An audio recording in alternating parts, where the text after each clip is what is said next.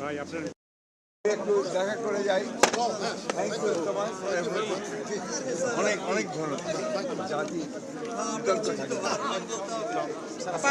থাকে। জি বলো। 12 বছর বিষয়টা আসলে কেমন? এটা হচ্ছে জাতির জন্য একটা অত্যন্ত আনন্দের দিন, কারণ সবচেয়ে দেশপ্রেমিক যে মানুষ, যে নেত্রী, যিনি এই দেশের জন্য তার জীবনের সবচেয়ে বড় সময়টা দিয়ে দিয়েছেন গণতন্ত্রের জন্য, স্বাধীনতা সার্বভৌমত্বের জন্য, তাকে 12 বছর পরিকল্পিতভাবে এই সবচেয়ে দেশপ্রেমিক বাহিনী, সেনাবাহিনী, সশস্ত্র বাহিনী, তাদের থেকে দূরে করে রাখা হয়েছিল।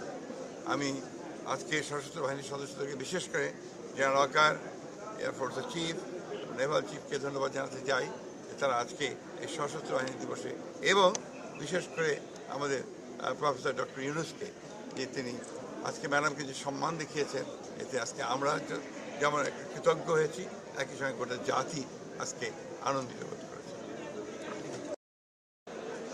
Camera please, look Q.